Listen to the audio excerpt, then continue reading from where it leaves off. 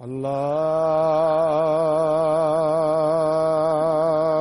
أكبر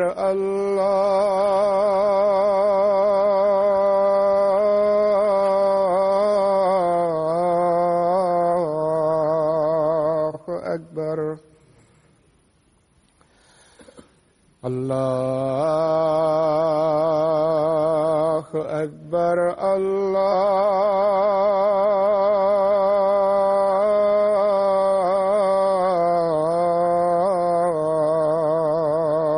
أكبر. أشهد أن لا إله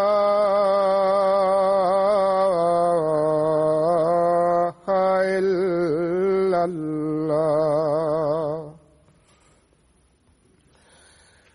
أشهد أن لا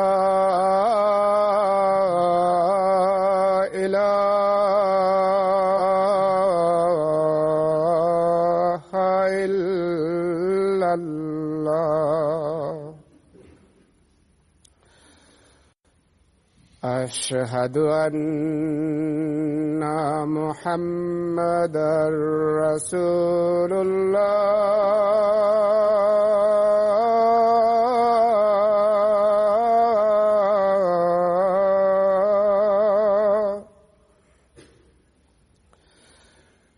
أشهد أن محمدًا رسول الله. حي على الصلاة.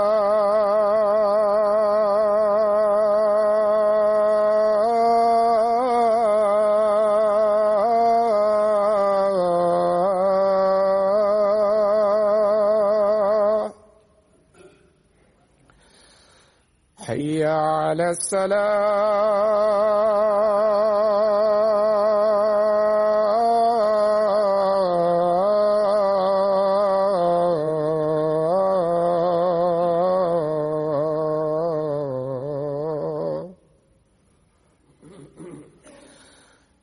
حي على الفلاح.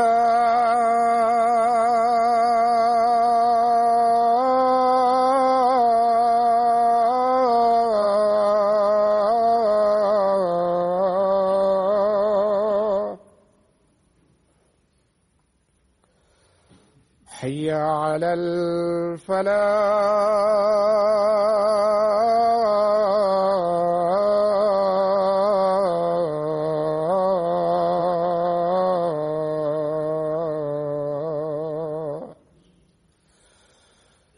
الله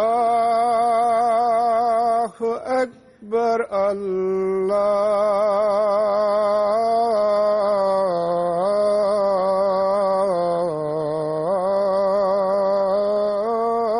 الله أكبر.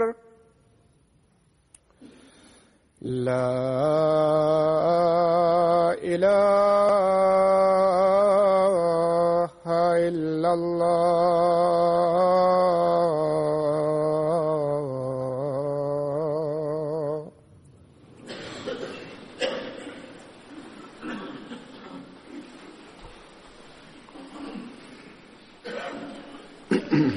السلام عليكم ورحمة الله.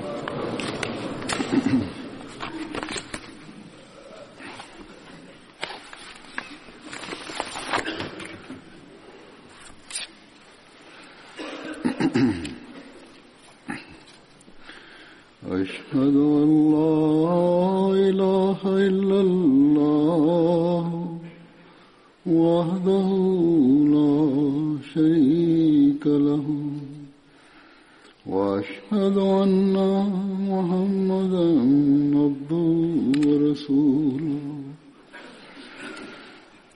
أما بعد فأعوذ بالله من الشيطان الرجيم بسم الله الرحمن الرحيم الحمد لله رب العالمين الرحمن الرحيم مالك يوم الدين إياك نعبد وإياك نستعين اهدنا الصراط المستقيم صراط الذين أنعمت عليهم غير المغضوب عليهم ولا الضالين.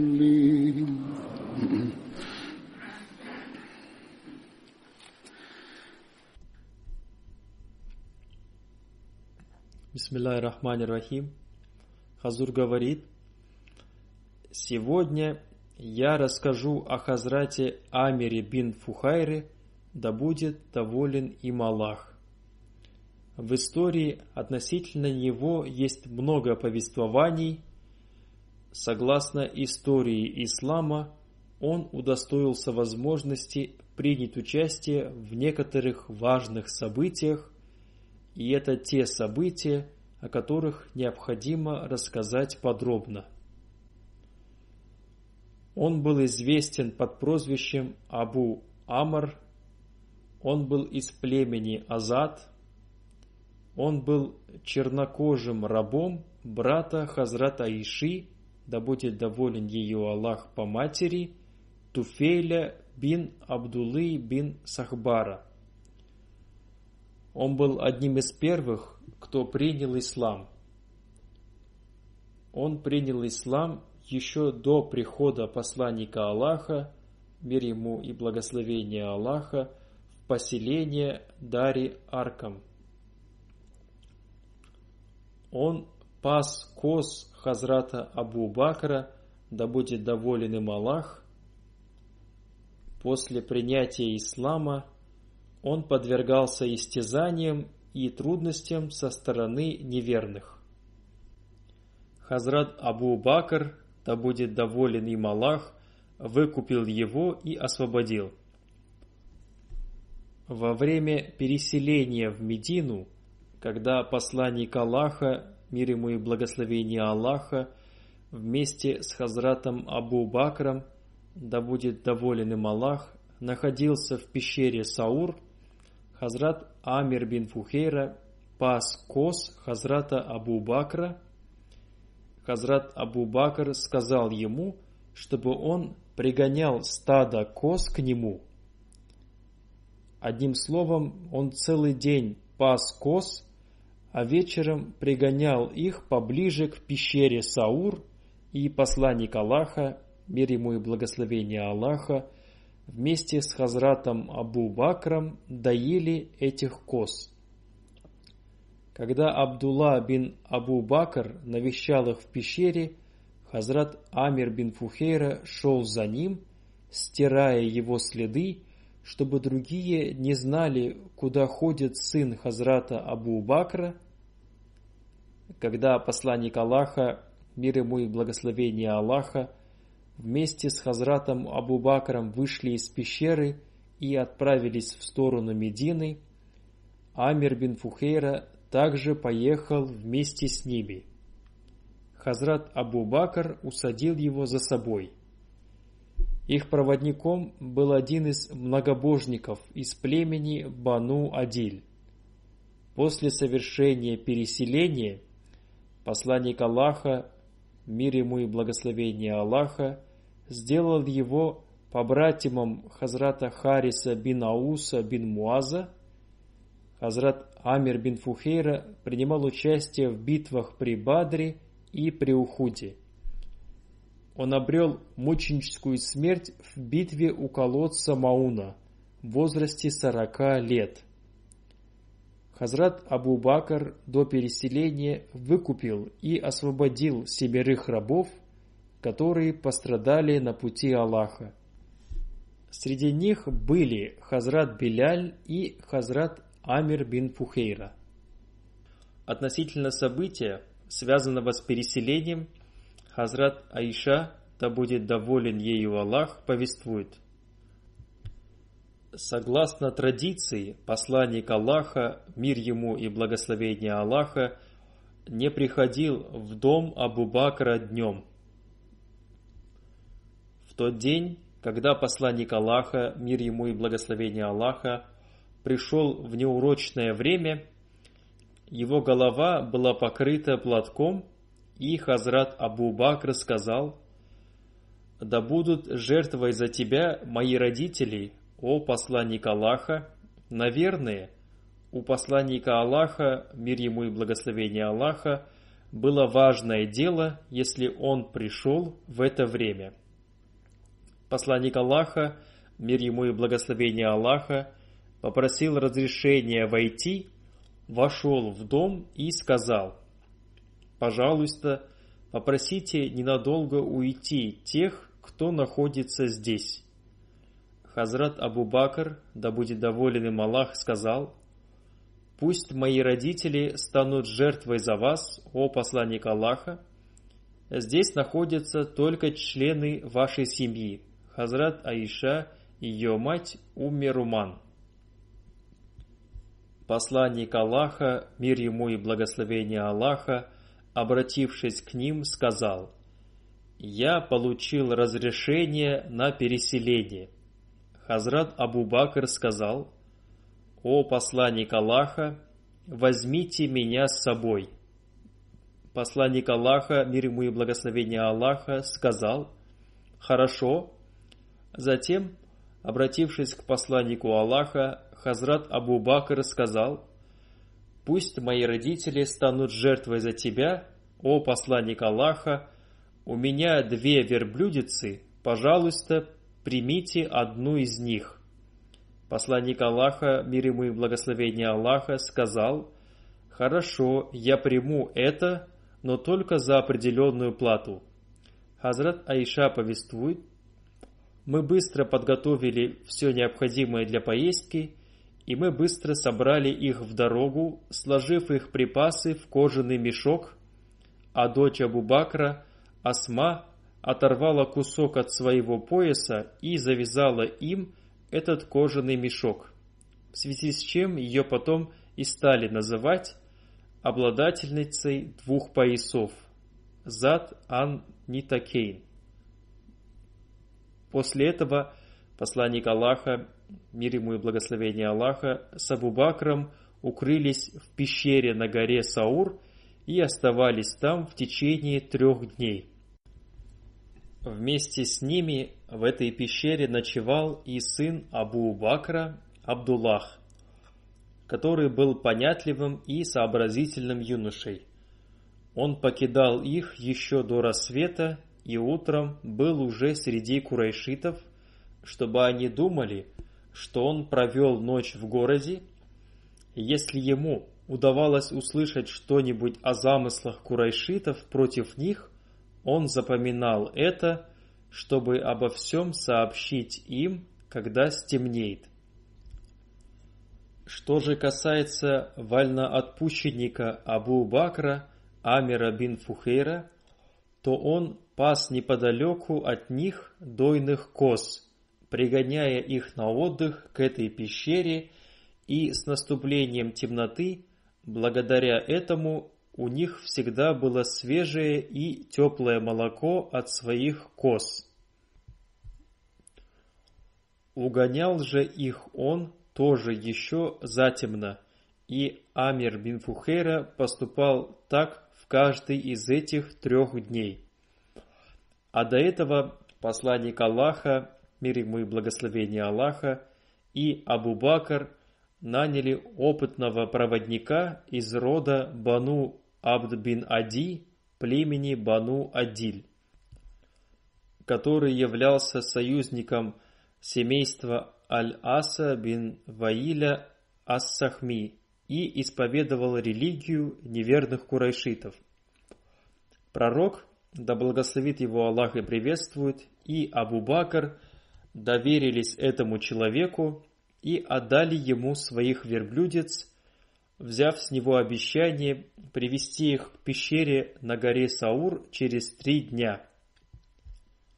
И он действительно привел к ним этих верблюдец утром 3-го дня, после чего они двинулись в путь вместе с Амиром бин Фухейрой и этим проводником, который повел их вдоль берега моря. Это повествование из Бухари. Сурака бин Малик бин Джушум аль-Мудлиджи, да будет доволен им Аллах, сказал: «К нам явились посланцы от неверных курайшитов, которые заявили, что они заплатят за поимку или убийство посланника Аллаха, да благословит его Аллах и приветствует, и Абу Бакра награду, равную награде за кровь любого из них. А когда я находился на одном из собраний моего племени Бану Мудлидж, один из них пришел туда, встал среди нас, в то время как мы продолжали сидеть, и сказал: «О Сурака, я только что видел на берегу каких-то людей, и я думаю, что это Мухаммад со своими товарищами. Я понял, что это они и есть, но сказал ему: поистине, это не они. А видел ты такого-то и такого-то, которые проехали перед нашими глазами». После этого я еще некоторое время оставался на собрании, а потом встал и пошел домой, где велел своей рабыне привести мою лошадь, находившуюся за холмом, и держать ее для меня наготове. Затем я взял свое копье и вышел через заднюю дверь. Волоча металлический наконечник копья по земле и держа само копье как можно ниже, подошел к своей лошади, сел на нее и пустил ее галопом. Однако, когда я приблизился к ним, моя лошадь споткнулась, и я упал с нее на землю. Тогда я встал, протянул руку к своему колчану, достал оттуда стрелы и принялся гадать по ним, желая узнать, смогу я причинить им какой-нибудь вред или нет. И результат гадания оказался для меня неблагоприятным. Решив не обращать внимания на результаты гадания, я снова сел на свою лошадь и пустил ее галопом. А через некоторое время, когда я уже услышал, как читает Коран посланник Аллаха, да благословит его Аллах и приветствует, который не смотрел по сторонам, тогда как Абу Бакр оглядывался часто. Тут передние ноги моей лошади до колен провалились в землю, и я снова упал с нее. Я прикрикнул на нее, и она встала, еле вытащив свои ноги из земли, из-за чего к небу поднялся столб пыли, подобный дыму. Затем я снова стал гадать по стрелам, и опять мне выпало то, чего я не желал. Тогда я обратился к ним и сказал, что ничего дурного им не сделаю, после чего они остановились, а я сел на свою лошадь и подъехал к ним. Когда я понял, что какая-то сила не дает мне причинить им никакого вреда, мне пришло в голову, что дело посланника Аллаха, да благословит его Аллах и приветствует, обязательно победит. И я сказал ему: твои соплеменники назначили за тебя награду, равную выкупу за убийство. а потом рассказал им о том, что замышляет против них хурайшиты, и предложил отдать им свои припасы на дорогу и некоторые вещи. Но они ничего не взяли и ни о чем не стали просить меня, если не считать того, что посланник Аллаха, мир ему и благословение Аллаха, сказал мне: «Никому о нас не говори». Я же попросил его написать мне охранную грамоту и по велению пророка, да благословит его Аллах и приветствует, Амир бин Фухейра написал мне ее на куске пергамента, после чего посланник Аллаха, да благословит его Аллах и приветствует, продолжил свой путь. Передают со слов Ибн Шихаба, что Урва бин аз-Зубайр передал ему следующее. Посланник Аллаха, да благословит его Аллах и приветствует, встретил аз-Зубайра, да будет доволен им Аллах, который находился в караване купцов-мусульман, возвращавшихся из Шама. И аз-Зубайр подарил посланнику Аллаха, да благословит его Аллах и приветствует, и Абу Бакру белые одежды. Между тем, мусульмане Медины, узнавшие о том, что посланник Аллаха покинул Мекку, стали каждое утро ждать его до тех пор, пока полуденная жара не вынуждала их возвращаться обратно. Однажды, прождав долгое время, люди снова вернулись ни с чем, но когда они уже разошлись по своим домам, какой-то иудей, который забрался на одну из их сторожевых башен, чтобы посмотреть на что-то, увидел одетых в белые одежды посланника Аллаха и его спутников, то появлявшихся, то исчезавших в мареве. Этот иудей не удержался и закричал во весь голос: «О, арабы, вот едет ваш дед, которого вы дожидались!»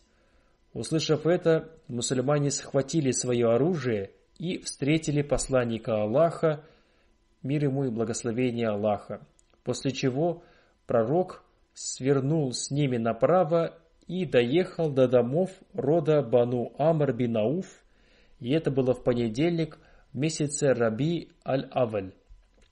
Абу Бакр стоял, встречая людей, а посланник Аллаха сидел, храня молчание. И поэтому некоторые, явившиеся туда ансары из числа тех, кто прежде не видел посланника Аллаха, стали приветствовать Абу Бакра, и только после того, как солнечные лучи стали падать на посланника Аллаха, а Абу Бакр подошел к нему и стал укрывать его от солнца, люди поняли, кто является посланником Аллаха, мир ему и благословение Аллаха. Посланник Аллаха прожил в квартале Бану Амр бин Ауф более 10 дней, и в течение этого времени им была построена мечеть, основанная на благочестии. Посланник Аллаха совершил молитву в этой мечети, а потом сел на свою верблюдицу и поехал. Люди же шли за ним, пока она не опустилась на колени в Медине, на том месте, где позднее была построена мечеть посланника Аллаха, мир ему и благословение Аллаха. В то время там обычно молились некоторые мусульмане, а это место, которое использовалось для сушки фиников, принадлежало Сухайлю и Сахлю, двум мальчикам-сиротам, находившимся на попечении Асада бин Зурары. Когда верблюдица посланника Аллаха, мир ему и благословение Аллаха, опустилась на колени, он сказал: «Если будет угодно Аллаху, мы остановимся здесь». А потом посланник Аллаха позвал к себе этих двух мальчиков и предложил им назначить цену за это место, желая купить его для строительства мечети. Они сказали: «Нет, мы дарим его тебе, о посланник Аллаха». Однако посланник Аллаха отказался принять в дар этот участок и купил его у них, а потом построил там мечеть. И во время ее строительства посланник Аллаха, мир ему и благословение Аллаха, сам носил кирпичи вместе со своими сподвижниками, произнося такие слова: «Этот груз не то, что груз Хайбара, он более благочестив и чист пред Господом нашим». И пророк, мир ему и благословение Аллаха, говорил также: «О Аллах, истинная есть награда мира вечного, помилуй же ансаров и мухаджиров». Это тоже повествование из Бухари. Хазрат обетованный реформатор, да будет доволен им Аллах, также описывал события, связанные с переселением. Он написал об этом в совсем другом стиле. Сейчас я немного расскажу вам об этом. Хазрат обетованный реформатор, да будет доволен им Аллах, написал: «Наконец, в Мекке не осталось ни одного мусульманина, кроме нескольких рабов новообращенных, самого посланника Аллаха, мир ему и благословение Аллаха, Хазрата Абу Бакра и Хазрата Али. Мекканцы поняли, что их добыча собирается бежать. Вожди снова собрались и решили, что теперь они должны убить пророка, мир ему и благословение Аллаха. Кажется, что по особому божественному замыслу дата, которую они назначили для убийства пророка, мир ему и благословение Аллаха, была назначена для его побега. Когда группа мекканцев собралась перед домом пророка с намерением убить его, пророк, мир ему и благословение Аллаха, уже собирался втайне покинуть свой дом. Мекканцы, должно быть, боялись того, что пророк, мир ему и благословение Аллаха, заметит их. Они действовали осторожно, и когда сам пророк, мир ему и благословение Аллаха, прошел мимо них, они приняли его за другого человека и удалились, чтобы остаться незамеченными. Они боялись, что этот человек может сообщить пророку, мир ему и благословение Аллаха, об их планах. Ближайший друг пророка, Хазрат Абу Бакр, был проинформирован о планах пророка, мир ему и благословение Аллаха, накануне. Он присоединился к нему и, покинув Мекку, укрылся в пещере Саур, которая находится примерно в 3 или 4 милях от Мекки над холмом.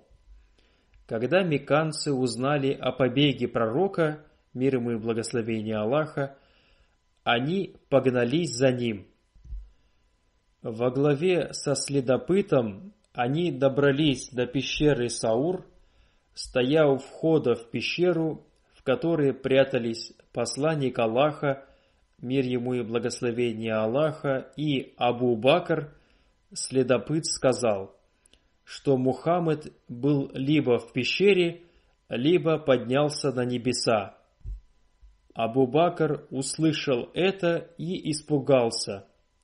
«Враг почти захватил нас», – прошептал он.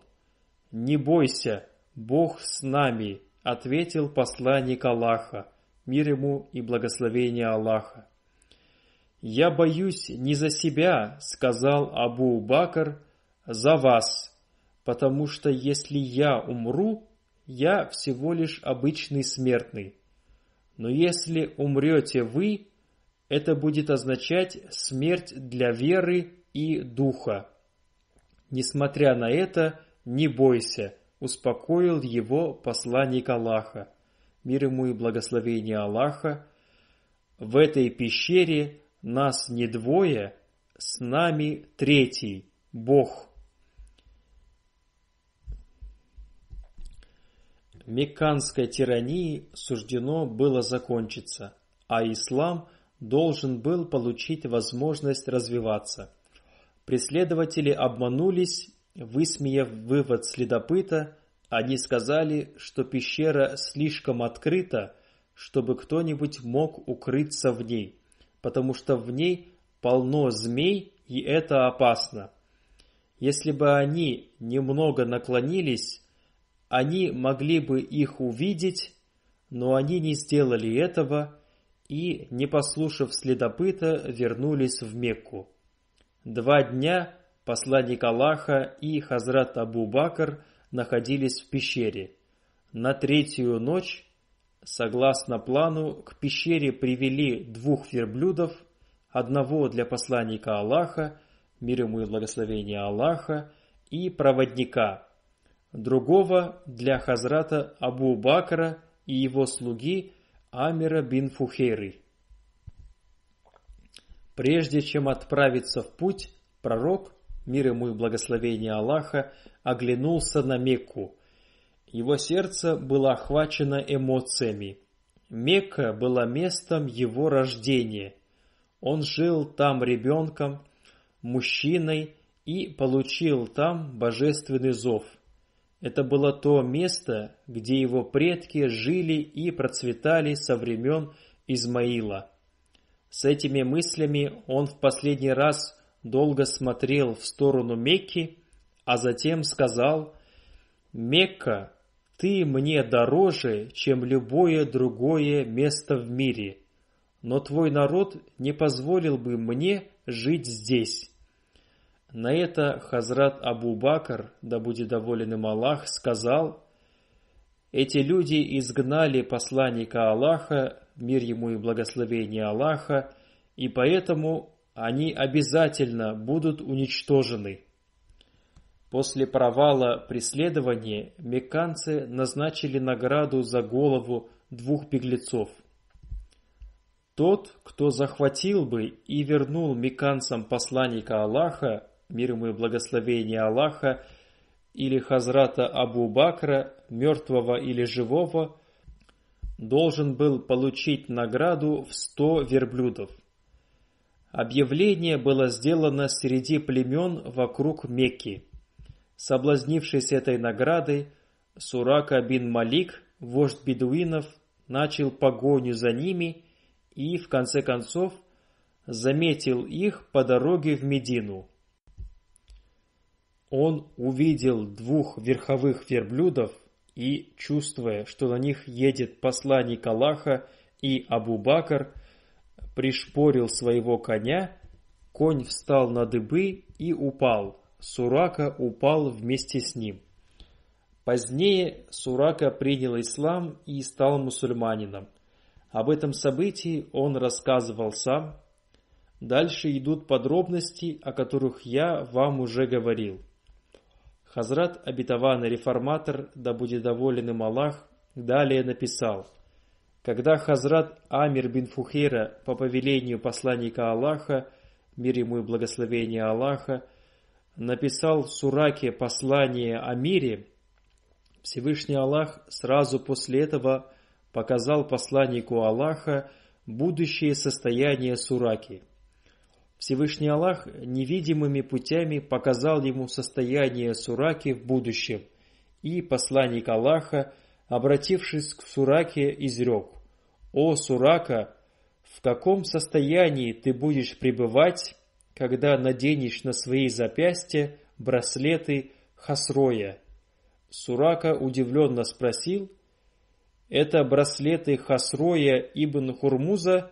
Посланник Аллаха, мир ему и благословение Аллаха, ответил: «Да». Через 16 или 17 лет после этого это пророчество исполнилось буквально. Сурака принял ислам и прибыл в Медину. После смерти посланника Аллаха, а затем Хазрата Абу-Бакра, Хазрат Умар стал халифом ислама. Растущее влияние ислама вызвало ревность у иранцев и заставило их совершить нападение на мусульман, но вместо того, чтобы подчинить мусульман, они сами оказались у них в подчинении. Столица Ирана пала перед мусульманами, которые захватили ее сокровища, в том числе золотые браслеты, которые Хасрой носил на государственных мероприятиях. После своего принятия ислама Сурака описывал свое преследование пророка и его людей и рассказывал о том, что произошло между ним и пророком. Когда трофеи войны с Ираном были выставлены перед Умаром, он увидел золотые браслеты Хасроя и вспомнил, что говорил посланник Аллаха о Сураке.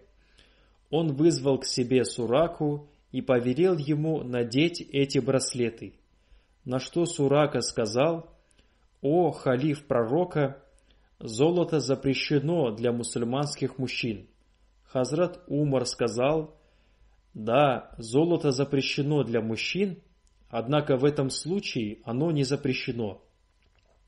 Всевышний Аллах показал посланнику Аллаха, мир ему и благословение Аллаха, золотые браслеты на твоих запястьях. Либо ты наденешь их, либо я накажу тебя. Поскольку одна часть пророчества уже исполнилась, вторую часть исполнишь ты. Возражение Сураки было основано на шариате, хотя он сам желал увидеть исполнение пророчества посланника Аллаха. Это было великое пророчество, о котором было объявлено во времена полной беспомощности мусульман. Сурака надел эти браслеты на свои запястья, и мусульмане своими собственными глазами увидели исполнение этого великого пророчества. В некоторых книгах написано о том, что об этих браслетах было сказано не во время переселения, а в другое время, во время возвращения из Хунайны в поселение Джорана. Однако правильным повествованием является то, в котором говорится, что об этом пророчестве было сказано во время переселения. Хазрат обетованный реформатор, да будет доволен им Аллах, писал: когда Хазрат Амир бин Фухейра прибыл в Медину после переселения, он заболел. Но после мольбы посланника Аллаха, мир ему и благословение Аллаха, он выздоровел. Хазрат Айша, да будет доволен ею Аллах, повествует: когда посланник Аллаха, мир ему и благословение Аллаха, переселился в Медину, некоторые из его сподвижников заболели. Хазрат Абу Бакр, Хазрат Биляль и Хазрат Амир бин Фухейра тоже заболели. Хазрат Айша, да будет доволен ею Аллах, попросила разрешения у посланника Аллаха, мир ему и благословение Аллаха, навестить этих больных, и он разрешил ей сделать это. Хазрат Айша спросила у Хазрата Абу Бакра, как он себя чувствует. В ответ он прочитал строки из следующего стихотворения: «Каждому человеку, когда он утром просыпается, говорят: доброе утро. Однако смерть близка к человеку, подобно шнуркам к нашей обуви».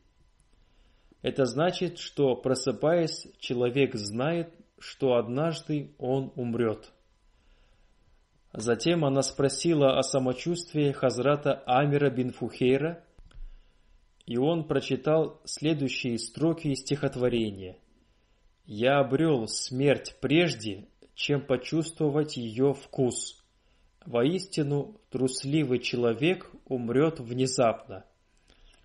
Это значит, что он всегда был готов к смерти, в то время как трусливые люди никогда не готовы к ней. Затем она обратилась к Хазрату Билялю, и он прочитал ей строки из следующего стихотворения: «Увы, мне известно, что когда-то я заночую в Мекке, вокруг меня будет расти трава под названием Азхар и Джалиль». Затем Хазрат Айша, да будет доволен ею Аллах, пришла к посланнику Аллаха, мир ему и благословение Аллаха, и рассказала ему о том, что сказали ей его сподвижники Хазрат Абу Бакр, Хазрат Биляль и Хазрат Амир бин Фухейра. Посланник Аллаха, мир ему и благословение Аллаха, посмотрел на небо и вознес следующую мольбу. «О Аллах, сделай для нас Медину такой же любимой, как Ты сделал для нас Мекку, и даже больше. О Аллах, благослови Саа и Мад, инструменты для измерения веса Медины. Сделай Медину здоровым местом для нас, унеси эпидемию в Майя, то есть удали ее от нас». Хазрат Амир бин Фухейра, да будет доволен им Аллах, погиб во время события у колодца Мауна. Когда погибли эти люди, был пленен Хазрат Амар бин Умайя. Амир бин Туфейль спросил его об одном из погибших. Хазрат Амар бин Умайя сказал, что это был Хазрат Амир бин Фухейр. Амир бин Туфейль сказал: «Я видел, что после своей мученической смерти он поднялся на небеса, и я до сих пор вижу, что небеса находятся между ним и землей, и затем он спустился на землю». Когда посланник Аллаха, мир ему и благословение Аллаха, узнал о его смерти, обратившись к своим сподвижникам, он изрек: «Один из ваших близких стал мучеником». И все они вознесли следующую мольбу: «О наш владыка, дай знать нашим товарищам о том, что мы рады им, и они рады нам». Таким образом, Всевышний Аллах сообщил им о них.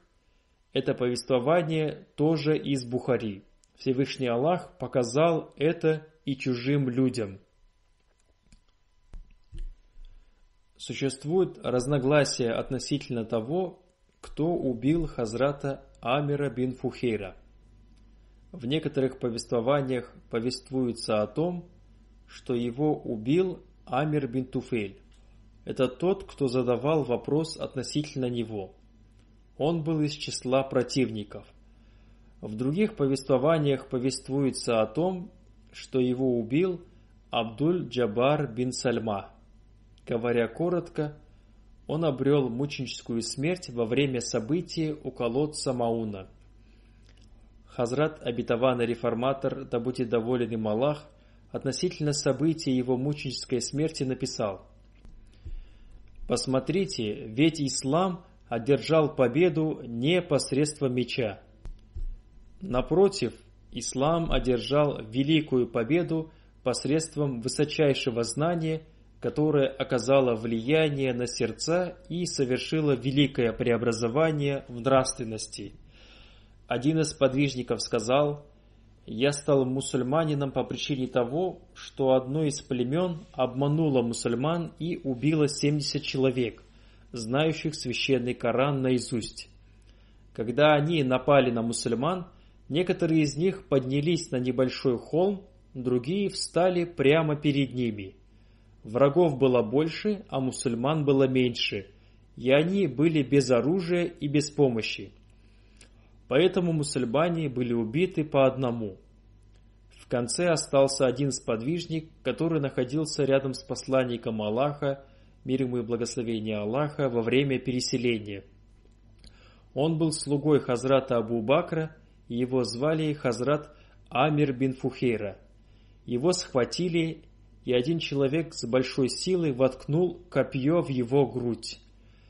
Из его уст невольно вышли слова: «Я преуспел, клянусь владыкой Каабы».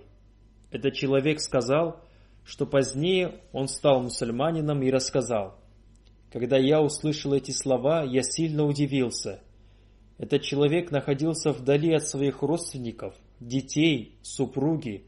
Он страдал от удара копья, которое пробило его грудь, а он, умирая, повторял: «Я преуспел, клянусь владыкой Каабы». Разве этот человек не безумен? Я спросил других людей, что это, почему он говорил так. Они ответили: разве ты не знаешь, что это мусульмане? Они безумны. Они думают, что когда они умирают на пути Аллаха, Аллах доволен ими, и они обретают некий успех. Он сказал, что это оказало на него большое влияние, и он решил посетить их центр и изучить их религию. Таким образом, он пришел в Медину и стал мусульманином. Сподвижники повествуют о том, что одного человека ударили копьем в грудь, он находился вдали от своей родины, и рядом с ним не было никого из его близких и родных. При этом он говорит: «Я преуспел, клянусь владыкой Каабы». Это оказало большое влияние на этого человека, и после того, как он стал мусульманином, он часто рассказывал об этом событии. Когда он доходил до слов «Я преуспел, клянусь владыкой Каабы», его тело содрогалось, и из глаз лились слезы. Хазрат обетованный реформатор, да будет доволен им Аллах, написал, что ислам распространился не по принуждению, а благодаря своей прекрасной морали. Также повествуется о том, что во время мученической смерти Хазрата Амира бин Фухейры из его уст вышли слова «Я преуспел, клянусь владыкой Каабой» и слова «Я преуспел, клянусь Аллахом». То есть можно найти эти слова и эти повествования. Другие сподвижники тоже рассказали об этом. Хазрат обетованный реформатор написал: «Читая историю, мы понимаем, что когда сподвижники отправлялись на войну, они знали о том, что если они станут мучениками, их ожидает большая радость и покой. Если они испытывали боль, они воспринимали ее как чувство радости. Таким образом, в жизни сподвижников есть множество таких событий. Они знали, что смерть на пути Аллаха является для них радостью. Например, среди тех, кто знал Коран наизусть и был отправлен посланником Аллаха для проповедования к одному из арабских племен, был и Харам бин Мильхан. Он был отправлен к Амиру бин Туфейлю, главе племени Амир. Все остальные сподвижники шли за ним. Вначале Амир бин Туфейль и его товарищи лицемерно угостили его, но когда он успокоился и стал проповедовать, один из этих коварных людей знаком указал одному из этих плохих людей убить Харама бин Мильхана, и он ударил его копьем в спину. Этот сподвижник упал и, падая, невольно сказал: «Аллах велик, я преуспел, клянусь владыкой Каабы». Затем эти нечестивцы напали на других сподвижников. Пользуясь случаем, освобожденный раб Хазрата Абу Бакра Амир бин Фухейра, сопровождавший посланника Аллаха во время его переселения из Мекки в Медину, во время своей мученической смерти невольно сказал: «Я преуспел, клянусь Аллахом». Об этом повествует тот, кто убил его и после этого стал мусульманином. Он стал мусульманином по причине слов Амира бин Фухейра. Это событие говорит о том, что для сподвижников смерть была радостью, а не болью. Одним словом, эти люди были счастливы, и особенно был счастлив Хазрат Амир бин Фухейра, да будет доволен им Аллах, который обрел возможность служить посланнику Аллаха, мир ему и благословение Аллаха, и Хазрату Абу Бакру, да будет доволен им Аллах. Он сопровождал их во время переселения из Мекки в Медину. Когда посланник Аллаха, мир ему и благословение Аллаха, пребывал в пещере Саур, этот сподвижник кормил его и поил козьим молоком. Ему была поручена эта обязанность, и он постоянно в течение 3 дней пригонял туда коз и доил их, передавая им молоко. Затем, согласно повелению посланника Аллаха, мир ему и благословение Аллаха, он написал послание о мире Сураке. В итоге, благодаря его мольбам, посланник Аллаха, мир ему и благословение Аллаха, был извещен о его мученической смерти. Они были из тех, кто выполнил свои обещания. Они показали пример выполнения обещаний в каждом деле. Пусть Всевышний Аллах возвысит их степенями в раю.